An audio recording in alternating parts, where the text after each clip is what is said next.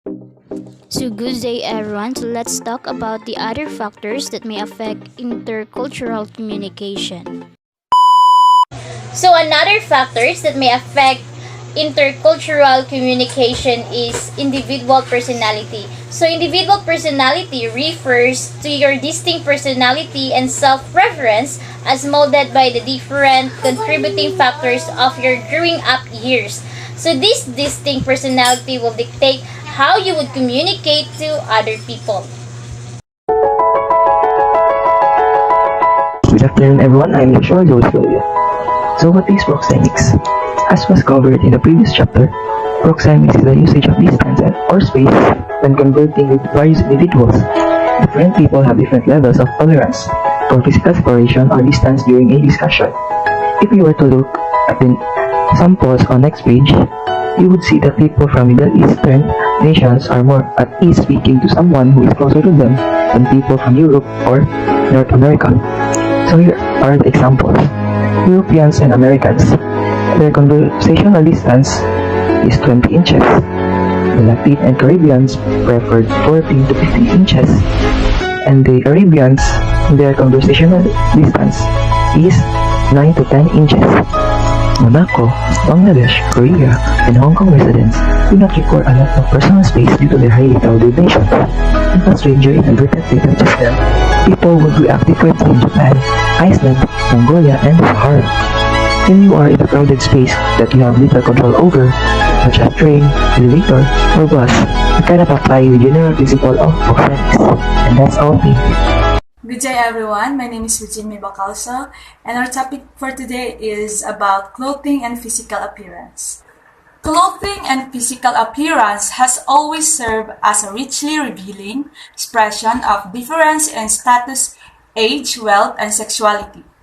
During the period between 1750 and 1914, there was a revolution in clothing production and distribution patterns. Clothing has always served as a richly revealing expression of differences in status, age, wealth, and sexuality. During the period between 1750 and 1914, there was a revolution in clothing production and distribution patterns, in styles and materials, and in the meaning of fashion.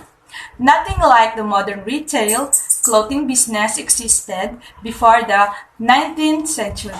Standard size ready-to-wear clothes could be bought off the racks. Europeans purchased a power to order to have a suit of clothes made. One visited a jobber to purchase clothes by the yard. A mercer for ornaments, fasteners, and other accessories, and a tailor who assembled the outfit to the buyer's specifications. Such a decentralized system of production was reflected in a wide division of labor in the garment industry. There are many ways to study dress, appearance, and identify. The following are the few examples. First is the observation. Ethnography, prolonged engagement with community. Today, there are both in-person and online ethnographic methods. Material culture. Study of objects such as at museum or in archive. Third is a historical investigation. Examination of documents, garments, and other primary sources to tell the story of the past. Next is a survey. Fill in the blanks, check a box. And lastly, the interviews. Both individuals and focus groups of multiple people. Hello everyone! Today we're gonna talking about the paralanguage. The term paralanguage is combination of two words. Para means like and language means mode of communication. Thus, communication that emphasizes body language and voice nuances as means of expressing thoughts and feelings. It may be expressed consciously or unconsciously, and it includes the pitch, volume, and in some cases, intonation of speech. When do we use paralanguage? We use paralanguage when we gasp, sigh, clear our throats, change our tone, whisper or shout. and emphasize certain words or when we frown or smile. Laugh or cry, string vocal identifiers like aha and aha between our words or speak fast or slower. Features of paralanguage: vocal paralinguistic features, body paralinguistic features. Vocal paralinguistic features, meaning relate to how we say something. Speaking loudly and softly are characteristic of volume. A high tone can indicate nervousness or question and even anger in some people. Body paralinguistic features, meaning how we communicate meaning through the use of our body. Facial expression, when we frown, smile, raise our eyebrows, and etc. These all share different forms of information. Gestures. Crossing out arms send a message. Scratching our heads indicates confusion or lack of understanding. Proximity. It is how close two people are when communication.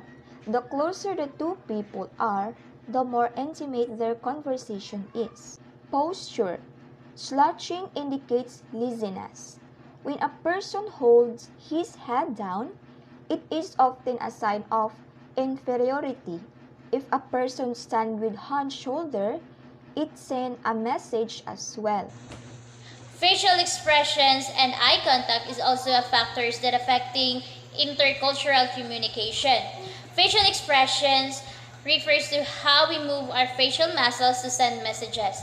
Eye contact, for example, in Western countries like Australia, Canada, United States, and Switzerland, it is appropriate to maintain eye contact during conversations. Westerns interpret eye contact as confidence, shown as respect, and honesty.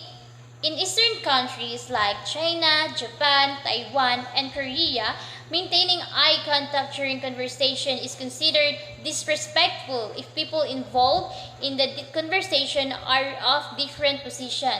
When women make eye contact with men, it is interpreted as showing power or sexual interest. B. Facial expressions.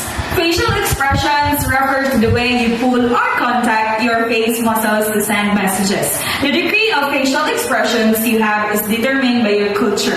In the United States, people are not safe in showing their emotions. In Asian countries, on the other hand, people are thought to show less facial expressions. Similar facial expression may have different meanings from different cultures, but the facial expression for happiness, sadness, anger, and fear are the same all around the world. In Latin America, winking is interpreted as sending a romantic or sexual invitation. In Yoruba, people in Nigeria, winking at their children would signify that the children need to leave the room. In China, winking is considered unmannerly. Hi, my name is Andrea Meiba. Another factors affecting intercultural communication is gestures and body stance. Nonverbal communication can be carried out through gestures and other aspects of body language, which are consciously or unconsciously executed. Both body language and gestures can communicate thoughts, feelings, suggestions, and a range of other information. Body language makes up the largest part of our nonverbal communication. Eye contact, gestures, and facial expressions can convey powerful messages. However, there are substantial cultural differences in how people use body language to communicate. Sometimes it is very obvious and sometimes very subtle. Gestures include movement of the hands, face, or other parts of the body, and body language include touch, space, postures, eye contact, facial expressions, and so much more. Gestures and body stance refer to the body movements you use to send a message. Your body movements can tell your receiver what your intention is, how you're feeling at the moment, and what message are you trying to convey. For all of you to understand more of this topic, Ms. Jenny Lubajang will provide various examples. Hello everyone, I am Jenny Luibajang, and here are some examples of gestures and body stance. So, in the United States, standing with hands on the hips may be interpreted as suggesting power or being proud, but in Argentina, it is interpreted as being angry or inviting a challenge.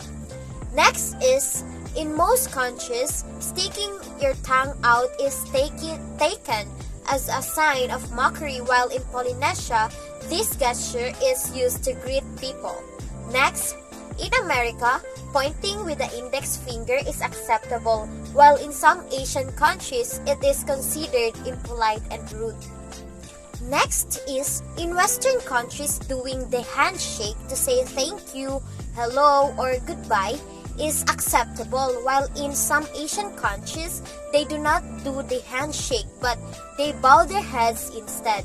So one example is Koreans, Japanese. And last example I will mention is snapping your fingers to get the attention of a waiter may be accepted in most cultures, but in some cultures, this is taken as disrespect and is considered offensive. So that's all. Thank you.